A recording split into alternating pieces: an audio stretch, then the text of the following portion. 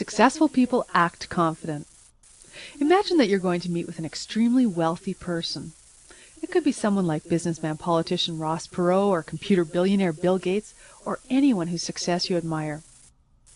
Just imagine yourself being introduced to them and see yourself sitting down together for a meeting and notice very carefully how this person's behaving. What kinds of things are they saying to you and to the other people around them? What's their body language like? Do they seem confident to you? Well, of course, you might be thinking, it's easy to be confident when you're a successful multimillionaire or billionaire. Being wealthy and successful makes people confident, right? In fact, it's the other way around. Confidence is one of those qualities that helps people become wealthy and successful. If you read the biography of any successful person, you'll discover that they began acting confidently before they made their money. Bill Gates showed signs of business confidence while he was still a teenager in high school. But most of us seem to lose our confidence when we most need it, and that's when we really, really want something, whether it's a job, a date, a raise, or a business deal. Instead, we may find ourselves acting really, really desperate. Now, you know how effective that is. Have you ever been approached by someone who seemed really desperate to sell you something? Didn't you feel like getting away from them as quickly as you could? Of course you did. But confidence has exactly the opposite effect. It attracts people to us. It makes them want to do business with us so that some of our success can be theirs too. And here's the best part. You don't actually have to feel confident to act confident. You just act as if you're confident. One of the best ways to do this is to act as if you have plenty of opportunities.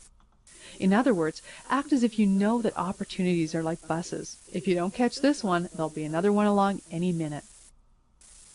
A woman I'll call Judy had been laid off from her job as vice president of an international corporation. Judy had contacted every headhunter and personnel agency in the Yellow Pages and applied for dozens of jobs advertised in the newspaper, even jobs she was far overqualified for.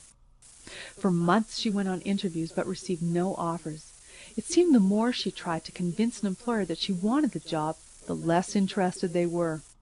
At her lowest point, with her savings account gone, she applied to work as a waitress but was rejected because she didn't have enough experience. That shook her up, and it woke her up. She realized that she didn't want to be a waitress, and she decided that she was not going to settle for anything less than a wonderful job.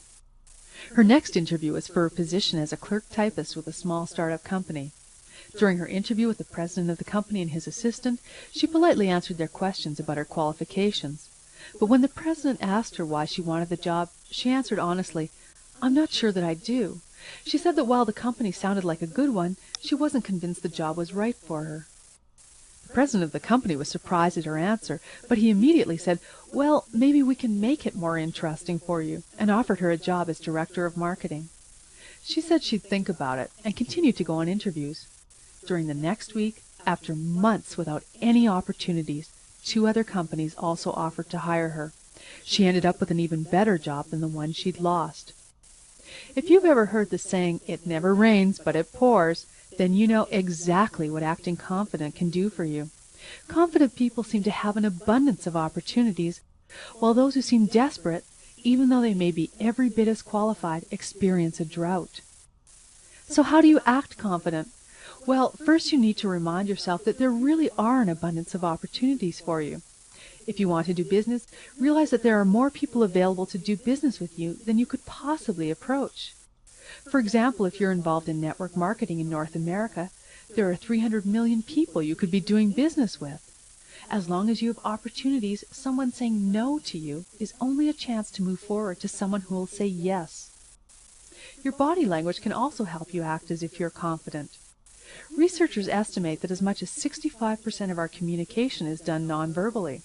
As a result, the messages your body communicates are more powerful than the messages your mouth communicates.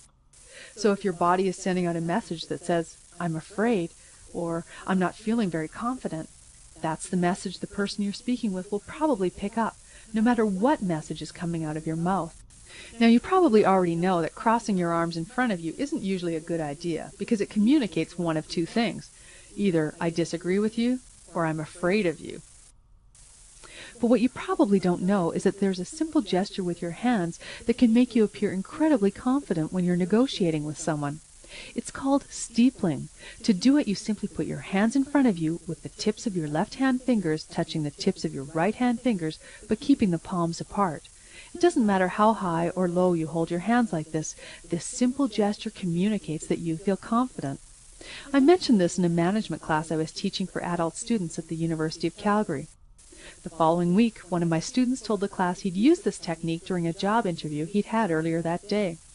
When the employer told him how much the job paid, he'd steepled his fingers and said he wanted to be paid a much higher salary. He told us the amount he'd asked for was far more than he expected anyone to pay him, but he wanted to see just how well this body language thing worked. The class laughed and wished him well. When we got together the following week, you guessed it, he announced that he'd been offered the job at exactly the salary he'd asked for, and now wished he'd asked for a lot more.